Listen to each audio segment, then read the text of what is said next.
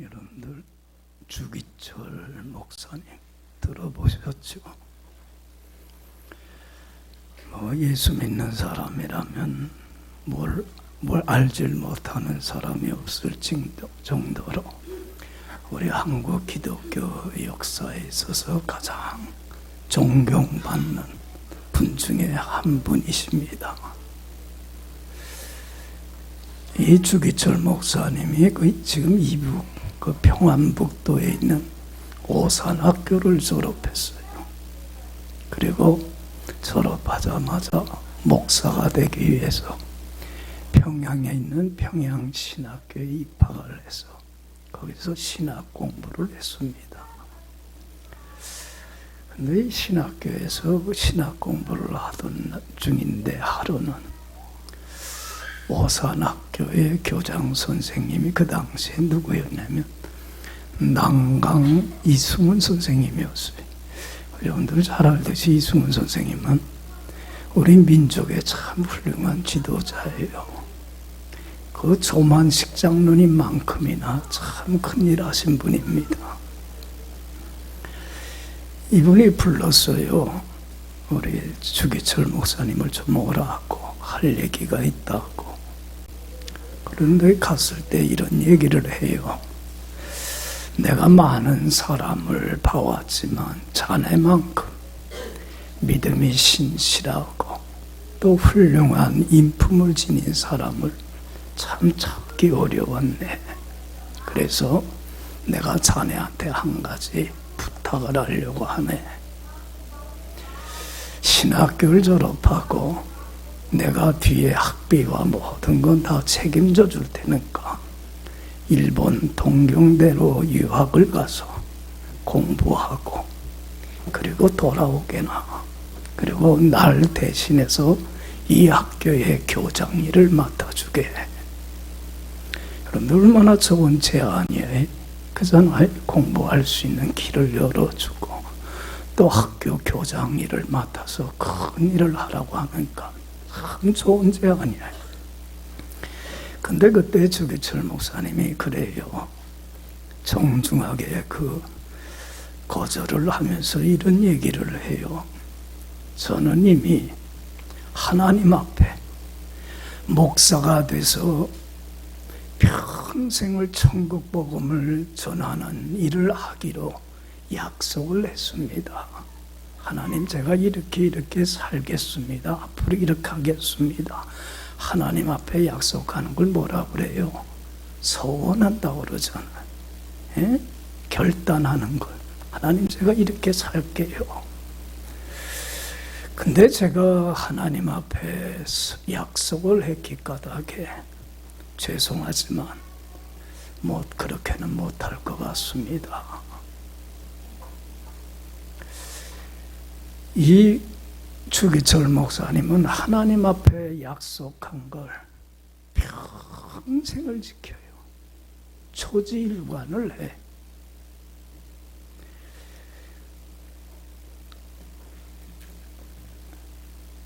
그러다가 여러분들 우리가 잘 알듯이 그 당시는 일제 지배하에 있었잖아, 우리나라가. 그러니까 일본에서 우리나라 정신적인 것까지 장악을 하려고 우리나라 사람들한테 신사를 참배를 하게 해요. 신사라는 게 뭐예요? 일본 사람들이 섬기는 신이라. 근데 우리 예수 믿는 사람들은 우상을 섬길 수 있어 없어요? 우리 예수 믿는 사람들은 하나님만 섬기고 하나님만 예배하고 하나님만 경배하는 사람들이에요. 그렇지 않아요? 우상을 섬기지 않는 사람들이라.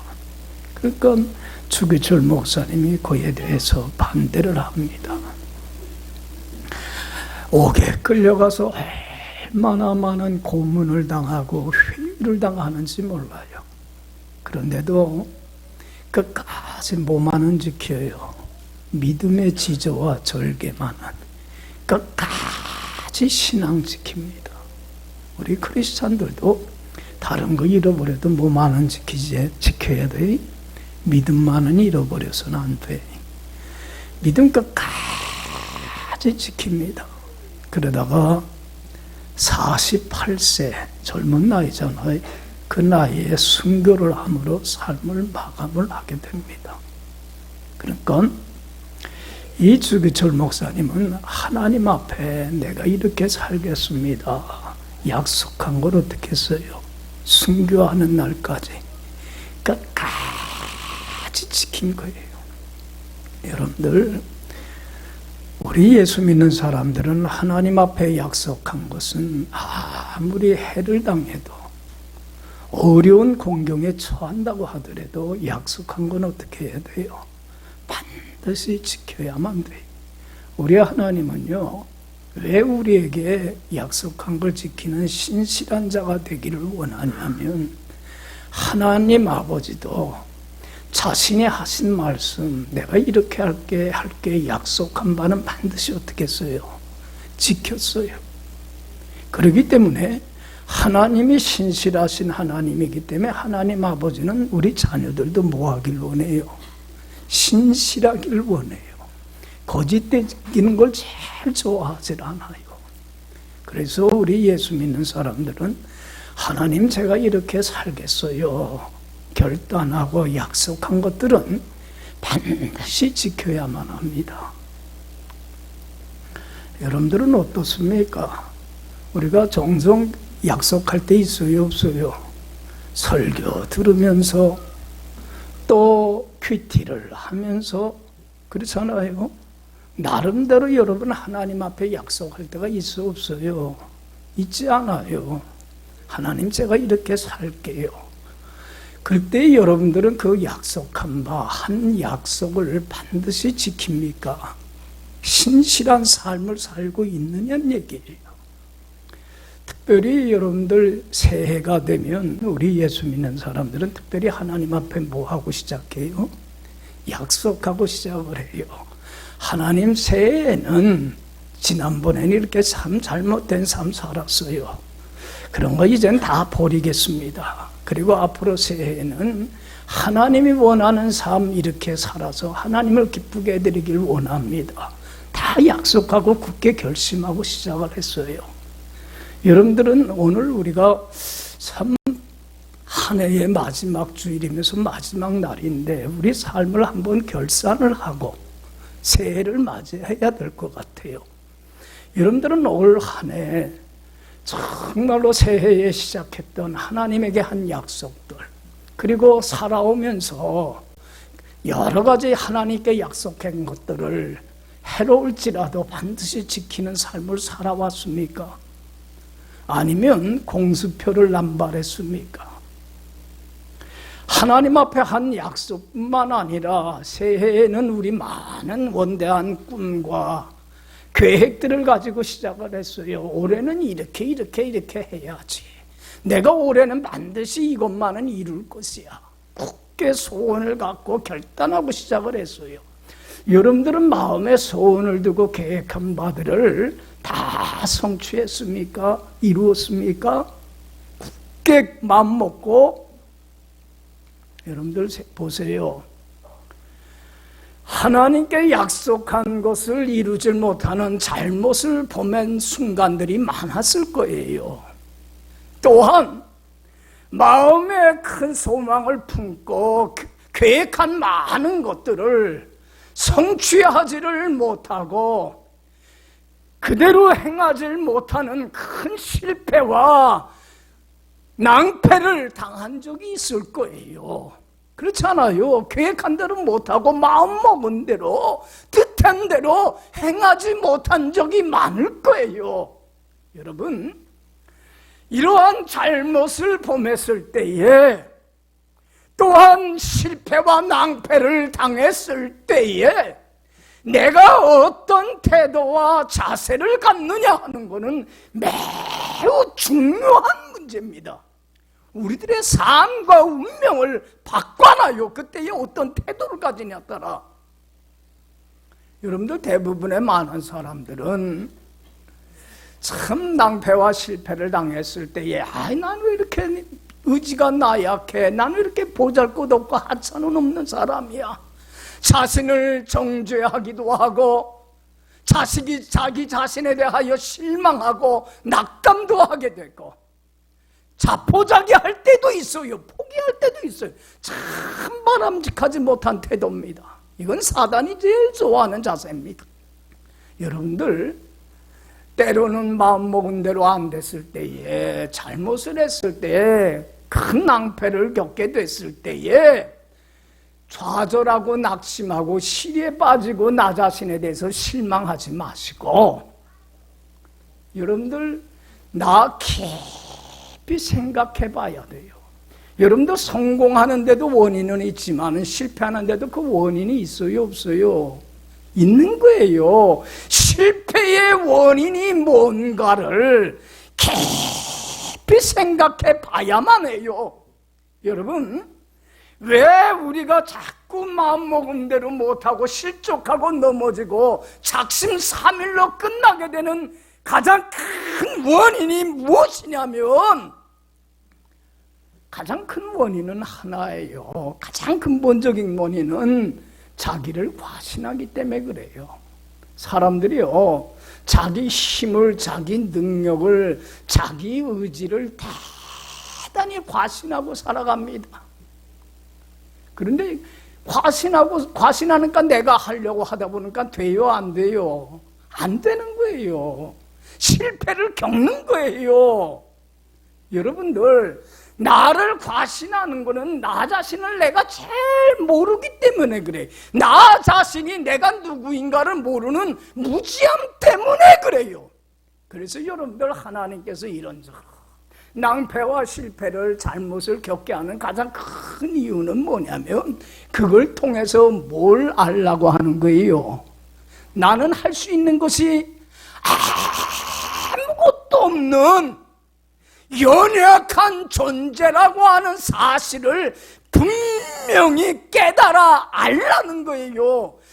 자신을 모르는 이 무지에서, 자신을 과신하며 사는 이 교만한 삶에서 벗어나서 자기를 알라는 거예요. 여러분, 내가 아무것도 알 수 없는 연약한 존재라는 걸 안다는 게 여러분 되게 어려운 지식이야. 오랜 시간이 걸려요. 그래도 이런 패배를 통해서 우리가 삶의 순간순간 그렇잖아요. 많은 실패를 겪잖아요. 그럴 때마다 뭘 알라는 거예요? 나는 아무것도 할 수 없는 연약한 존재라는 걸, 이것만 배우고 이것만 깨달아도 이건 큰 재산이 됩니다. 엄청난 축복이에요. 왜냐하면 사람이 내가 아무것도 할 수 없는 연약한 존재라는 걸 깨달을 때 비로소 누구를 찾게 돼요?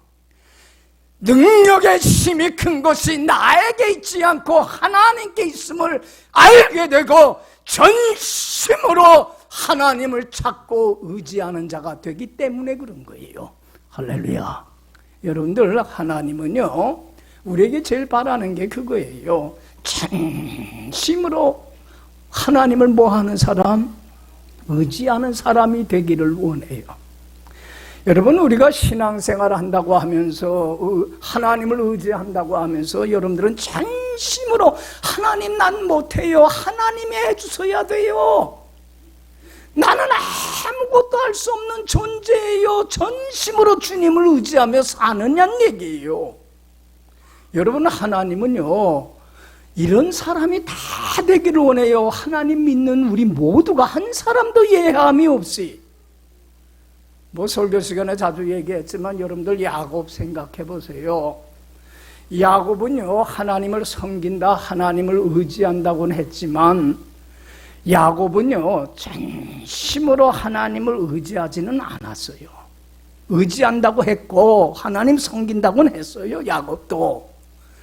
그런데 자기의 뭐를 더 의지했어요?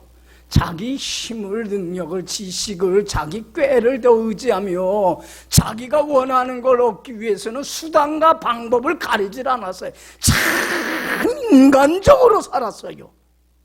신앙인답게 행동을 하질 못했어요. 그러다 보니까 형에서의 미움을 사갖고 형이 죽이려고 하니까 어디로 도망가요? 외손촌 라반의 집에 도망가갖고 거기서 20년간 도망살이 합니다. 그리고서는 20년쯤에 다시 자기 고향으로 돌아옵니다. 계속 타국살이는 할 수는 없으니까. 그래서 얻은 아내와 자녀들과 모은 그동안 재산들 가지고는 다시 돌아옵니다. 돌아올 때에 여러분들 봐요. 제일 두렵고 답답한 문제가 누구냐면 누구 만나는 거예요? 형 에서를 만나는 거예요. 20년 세월이 흘렀지만 형 에서가 자기를 여전히 미워하고 죽이려고 하는 마음을 갖고 있는가? 알아보기 위해서 사람을 보내서 형의 마음을 알아보는 건 동생이 돌아온다는 소식을 듣고 형 에서가 어떻게 했어요? 자기 집에 길리운 400명을 거느리고 쫓아오는 거예요. 뭐 하겠다는 거예요? 동생을 죽이겠다는 얘기예요. 그러니까 얼마나 위급한 상황입니까?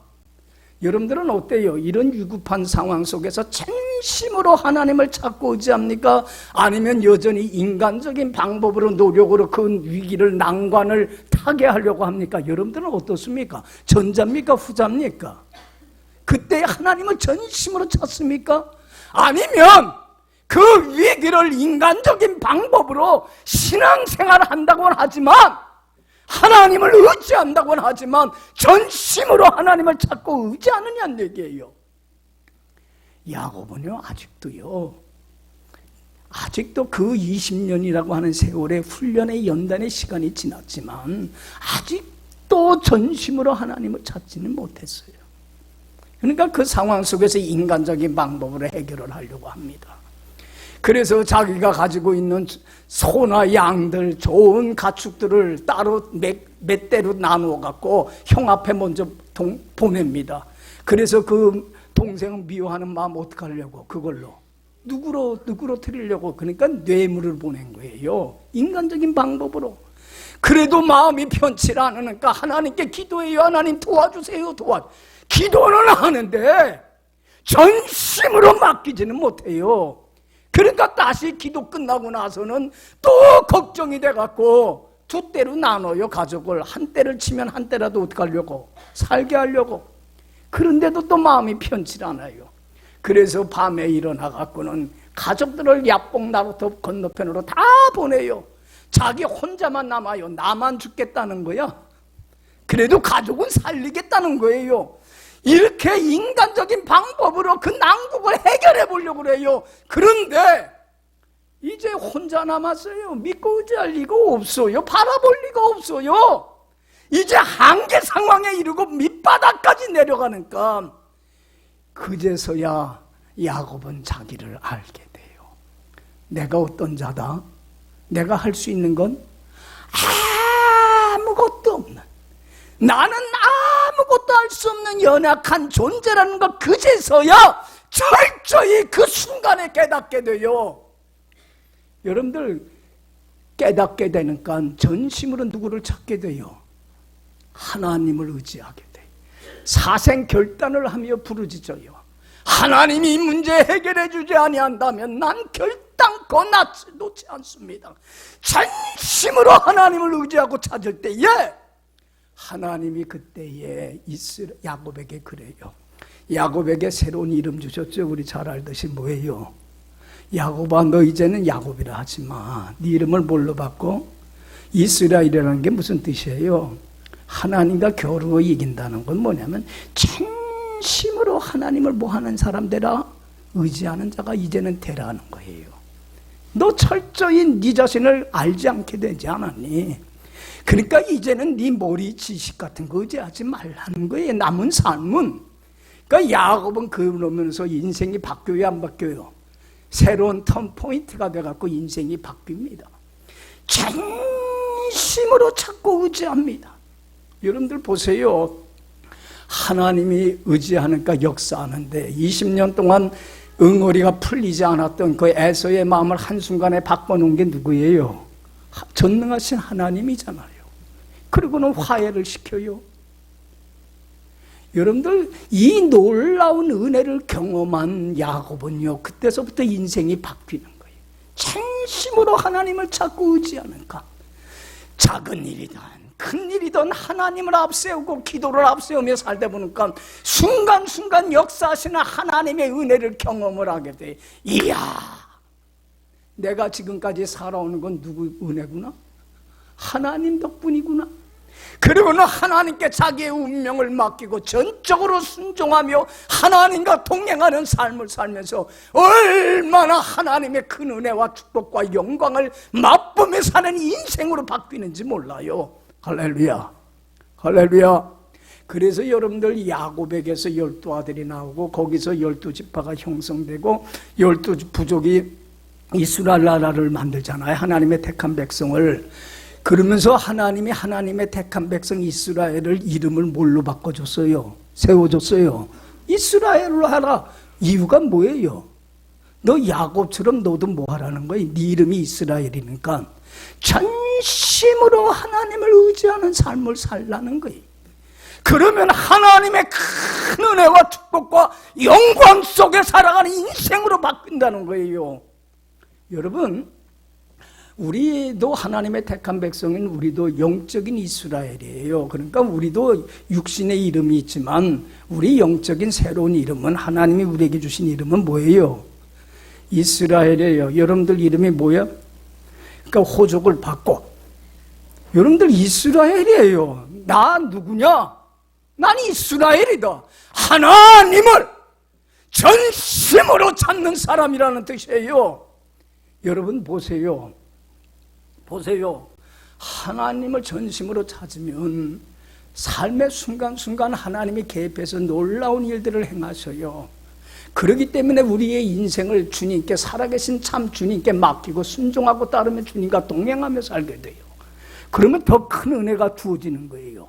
여러분들 실패를 통해서, 여러 가지 어려움을 통해서, 잘못을 통해서 뭐를 깨닫기만 하면 내가 아무것도 할 수 없는 나약한 존재라는 것만 깨닫고 배우고 인정하고 삶이 좋은 삶으로 바뀌면 이런 변화의 역사가 나타나요. 그런데 여러분들 보세요.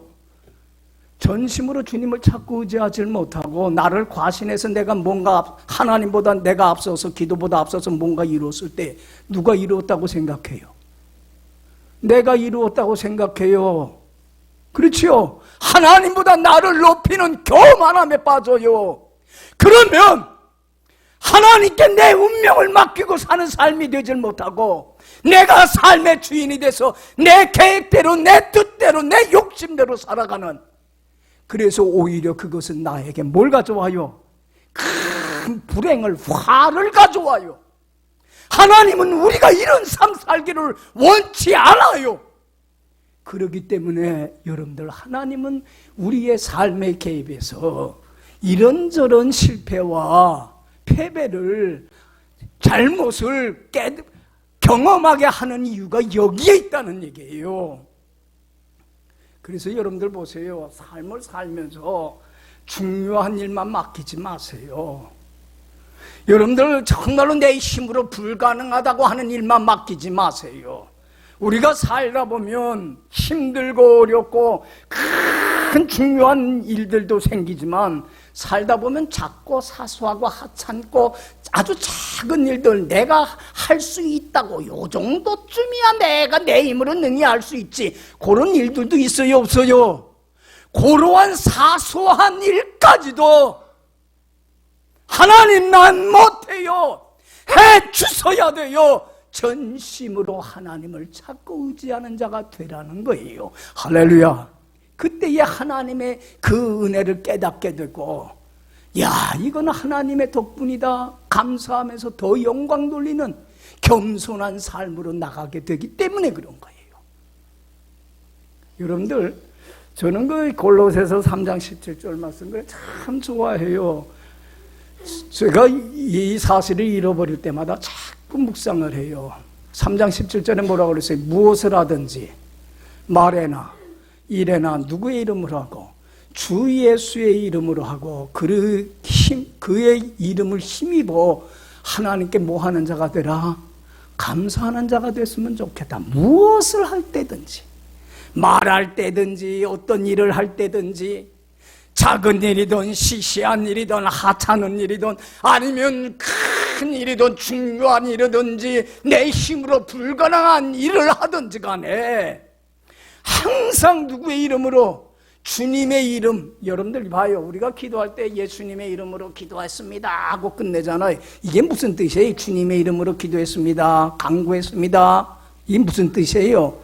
하나님, 저는 아무것도 못해요. 저는 약한 사람이에요. 그래서 주님의 이름과 권세와 능력을 의지하여 간구했어요. 전식모로 주님을 의지하고 이 일을 맡겼으니까 주님이 해결해 주세요. 이 고백이 거기에 들어가는 거예요. 할렐루야. 그리고 해결됐을 때 이건 전적인 누구의 은혜다? 주님 덕분이다. 감사와 찬양과 영광을 돌리며 더 하나님을 믿음으로 섬기는 자가 되면 겸손하여서 더 큰 축복의 기회로 바뀌는 역사가 일어난다는 거예요. 할렐루야. 할렐루야. 여러분들 보세요. 이스라엘 백성이 애굽에서 나와서 젖과 꿀이 흐르는 가나안 땅, 하나님이 주신 땅 처음으로 들어갔어요. 첫 전투가 무슨 싸움이었어요? 여리고성 싸움이었어요. 여리고성 싸움은요, 난공불락의 요새예요. 그들의 군사력 갖고는 안 돼요. 여러분들 보세요. 이스라엘 백성들이 자기들의 힘과 능력이, 군사력이 약한 걸 아니까 그때 어떻게 했어요? 하나님을 앞세웠습니까? 자기들이 앞섰습니까? 하나님 전심으로 의지했습니다. 그리고 하나님이 시키는 대로 했습니다. 하나님이 승리케 해주시더라는 거예요. 할렐루야. 여러분, 자신의 연약함을 알고 전심으로 의지할 때에 하나님은 역사하세요. 그런데 여러분들 잘 알듯이 두 번째 전투가 뭐였어요? 여리고성 싸움에서 승리하고 나서 아이성 싸움이었어요. 여러분들 정탐꾼이 돌아와서는 그래요. 아이성은 우리 모두 다 올라갈 필요 없습니다. 저 성은 조그만 성입니다. 몇 명만 올라가면 우리 능히 이길 수 있어요? 2,000~3,000명만. 이까지 거는 우리가 여리고성도 이겼는데 이거 못 이기겠습니까? 이까지 거 조그만 성? 우리 힘으로, 우리의 능 갖고, 우리의 군사력 갖고 능히 이길 수 있습니다. 여러분들 보세요. 여러분들 그때에 하나님 의지했습니까? 자기들의 군사력을 의지했습니까? 여러분들 이 사소한 일에는요, 하나님 안 찾았어요. 그리고서는 여러분들 보세요. 아이성 전투에서는 패배해요, 안 해요?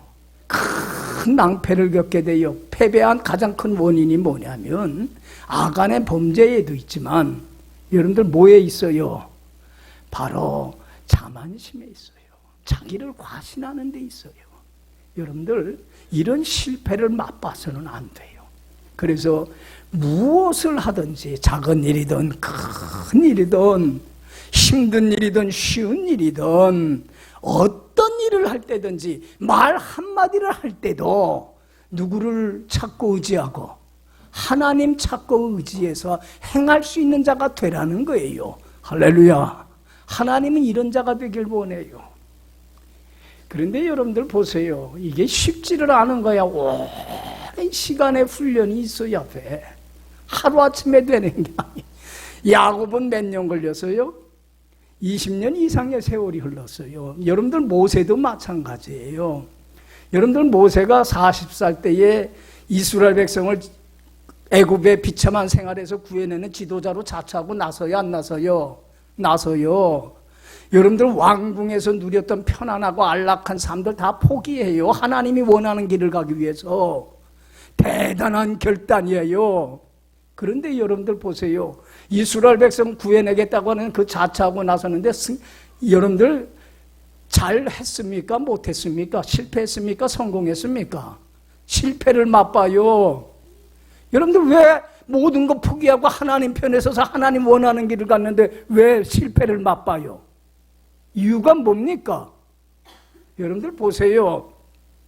그때의 모세가 그거 성공했더라면 뭐에 빠졌을까?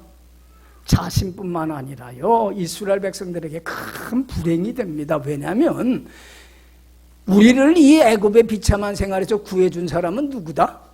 모세가 되고 이스라엘 백성들은 누구한테 영광 돌리겠어요? 모세에게 영광 돌리는 거예요. 하나님은 알아요. 그렇기 때문에 실패를 맛보고서는 애굽 왕 바로가 죽이려고 하니까 도망가는데 어디로 도망가냐면 미디안 광야로 도망가서 거기서 40년 동안 도망자 생활을 하면서 양쳐요. 양치면서 40년 동안 그 도망자 생활을 하면서 거기서 깨닫게 돼요. 40년이라고 한 긴 세월이 흐르고 나서야 자기가 어떤 존재라는 걸, 나는 아무것도 할 수 없는 연약한 존재라는 것을 그제서야 자신을 발견하고 알게 돼요. 그때야 비로소 하나님이 모세를 불러요. 모세야, 너 이제는 애굽에 가서 내 백성을 구해내는 일을 네가 하라. 여러분, 그때의 모세는 자기 힘, 자기 능력 의지하여 갔습니까? 하나님을 의지하여 갔습니까? 하나님 의지하여 갔습니다. 전심으로 하나님을 찾았습니다. 하나님보다 결단코 앞서지 않았어요. 기도보다 하나님 앞세우지 않았어요. 자기가 앞서질 않았어요. 여러분들 전심으로 하나님 의지했을 때 이스라엘 백성들을 애굽에서 구해내는, 그리고 적과 꾸려는 가나안 땅으로 인도하는 큰 사역을 감당할 뿐만 아니라 모세가 여러분들 그 애굽에서 우리를 구원해주시는 내가 아니라 누구라? 하나님입니다. 이스라엘 백성들도 하나님입니다. 하나님께 영광 돌리면서 얼마나 여러분들 모세도 하나님의 큰 은혜 속에 살아갑니까? 믿음으로 맡기고. 할렐루야, 할렐루야. 이런 인생의 전환점이 오는 거예요. 오늘 본문을 통해서 하나님이 주시고자 하는 교훈이 그거예요. 여러분들 이스라엘 백성들이 BC 586년도에, 그러니까 예수님이 오시기 전 586년 전에 바벨론의 침공을 받아갖고 나라가 멸망을 당해요. 하나님의 심판이었어요. 불의한 이스라엘 백성에 대한. 여러분, 그래갖고는 많은 사람들이 바벨론 제국에 끌려가갖고는 거기서 비참한 노예 생활을 합니다. 그리고 그 어려운 공경에 처해야 비로소 그들이 자신들의 잘못된 삶을 회개하고 뉘우쳐요. 하나님 잘못했습니다. 그랬을 때에 우리 하나님은 그들의 허물만 용서하는 게 아니라 다시 돌아오게 해주셔야 안 해주셔요? 돌아오게 해주세요. 그래서 여러분들 70년 만에 이스라엘 나라 포로로 잡혀갔던 사람들이 돌아왔어요. 여러분들 시골 같은 데 가보면 1년만 사람이 안 살고 빈집으로 있으면요, 뭐가 돼요? 흉가 됩니다. 근데 70년 동안 이스라엘 나라가 방치되어 있었으니까 폐허가 됐어요. 남은 게 없어요. 집이며 성이며 다 무너지고 얼마나 흉측한 나라가 됐는지 몰라요. 돌아와 봤는데 예루살렘 성전은요, 흉측하게 그냥 폐허가 되어 있어요. 그러니까 여러분들 돌아와서 제일 먼저 한 일이 뭐였겠어요? 예루살렘 성전 재건하는 일이에요. 그래서 그 당시 지도자가 스룹바벨이 이스라엘 백성들을 끌고 다른 어떤 일보다도 성전을 재건하는 일을 하는데, 뭐 돌아왔으니까 노예 생활에서 가진 게 없으니까 경제적으로도 어렵지만 사람들이 마음 같듯이 하나가 안 되고 맨날 어떻게 하자 싸우게 되고, 또 방해꾼들이 얼마나 안팎으로 많은지.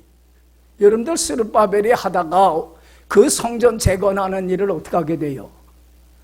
너무 힘드니까 그냥 중간에 포기해버리고 말아요. 큰 낭패를 겪게 돼요.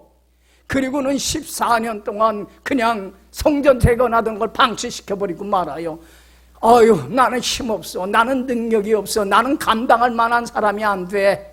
자신에 대해서 자학을 하고 정죄하고 낙심하고 절망 속에 있을 때에 하나님이 스룹바벨을 찾아와서 오늘 하신 말씀이 오늘 본문이에요. 네가 실패한 이유가 뭔지 아느냐? 네가 왜 이거 재건을 못했는 줄 아느냐? 왜 이렇게 큰 실패와 낭망을 다 받게 됐는 줄 아느냐? 이유가 뭔지, 근본적인 원인이 뭔지 아느냐? 여러분들, 근본적인 원인은 스룹바벨이 자기를 어떻게 한 거예요? 과신한 거예요. 자기 힘으로 능력으로 하려고 했기 때문에 그래. 근데 여러분들 생각해봐요. 이때의 스룹바벨이 그때에 성전 재건하는 걸 완성을 했다면 이건 누구한테 영광이 돌리겠어요? 스룹바벨 자신이나 이스라엘 백성들에게 큰 불행이 되는 거예요. 자기가 이루었다 그러고 스룹바벨이 이 큰 과업을 이뤘다고 스룹바벨에게 영광을 돌릴 거예요. 그런데 이러한 큰 실패를 맛보고서 자기가 아무것도 할 수 없는 연약한 존재라고 하는 사실을 철저히 깨닫고 알고 있을 때에 하나님께서 스룹바벨에게 하신 말씀이 오늘 이것이 바로 우리에게 주시는 말씀이에요. 여러분들 나의 나약함을, 나의 의지를, 연약함을 알고 있다면 이 말을 의지하고 살아야 돼요. 여러분들 6절 7절 주님이 그 기름, 감람기름 기둥을 이렇게 부어주는 걸 보여주면서, 등잔을 보여주면서 하신 말씀이 6절에 보면, 자 6절 7절 다 같이 읽어봅시다. 그가 내게 대답하여 이르되 여호와께서 스룹바벨에게 하신 말씀이 이러하니라.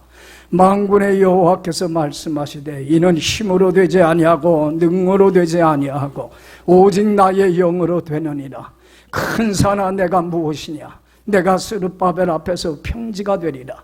그가 머릿돌을 내놓을 때에 무리가 외치기를 은총 은총이 그에게 있을지어다 하리라 하셨고. 할렐루야. 여기 봐요. 스룹바벨아, 왜 네 힘으로, 네 능력으로, 네 의지로, 인간적인 방법으로 물질 가지고 이 문제를 해결하려고 했느냐? 이는 힘으로 되지 아니하고 능으로 되지 아니하고 뭐로만 돼? 오직 나의 신으로만 된다. 나의 신이 뭐예요? 하나님이 신, 하나님의 안에 내주하게 하시고 나와 함께 하시는 하나님이신 누구예요? 성령의 능력을 받지 않으면 안 되는 거야, 이 말이에요. 그래서 여러분들 봐요. 네가 너의 아무것도 할 수 없는 연약함을 알고 나를 의지해, 성령의 힘과 능력을 의지해. 그러면 큰 산이, 네 앞에 가로막혀 있는 이 장애물들이 너를 낙심하게 하고 절망하게 하고 자포자기하게 했던 이 큰 산이 네 앞에서 뭐가 되리라? 내가 이 장애물들을 치고 평지로 만들어 놓을 것이다. 그리고 성전 재건하는 일을 끝내고 완성을 하고 머릿돌을 놓을 때에 너와 무리가 이것은 누구의 은혜였더라? 하나님의 은혜요, 하나님의 축복이었다 고백하게 될 것이고, 이 역사 속에서 하나님을 더 믿고 의지하며 더 가까이 나가는 축복의 기회가 될 것이다. 할렐루야. 할렐루야. 여러분들 보세요. 여러분들의 힘으로, 능력으로, 내 의지로 뭔가 해보려고 하는 분들이 있어요. 그러다가 안 되면 좌절하고 낙심하고 나는 이것밖에 못해, 나는 이렇게 비겁해, 작심삼일한 것에 대해서 자신을 자학하고 정죄하며 시리에 빠진 분 없어요? 여러분들 이제는 나를 과신하는 이 무지에서 벗어나야 돼요. 이게 오랜 시간이 걸리는 훈련의 기간이 필요하지만 이걸 통해서 배우면 돼요. 이제는 나는 어떤 사람이에요? 할 수 있는 게 아무것도 없어요. 내 마음도 내가 어떻게 못해요. 자녀도 내가 어떻게 못해요. 그렇잖아요. 여러분들 할 수 있는 게 뭐가 있어요? 이젠 하나님 난 못해요. 천부여 의지 없어서 손들고 옵니다. 이젠 주님만 의지할 뿐입니다. 전심으로 야곱과 같이, 스룹바벨과 같이, 모세와 같이, 전심으로 사도 바울과 같이 의지하는 자가 될 때에 주님은 능력을 주셔서 어떤 난관도 뚫고 나가게 할 뿐만 아니라 하나님 앞에 약속한 것 지키게 해주시고 마음에 소원을 두고 계획한 것들을 성취해 나가여 주시고, 그리고 이것들을 모든 걸 이룬 것이 내가 아니라 누구의 덕분이었다? 하나님께 영광을 돌리면서 더 믿음으로 하나님께 나아가 더 큰 축복을 받고 누리는 삶으로 새롭게 나가는 변화의 역사를 여러분들의 삶에 개입해서 하나님은 이루어 가실 줄로 믿습니다. 기도합시다.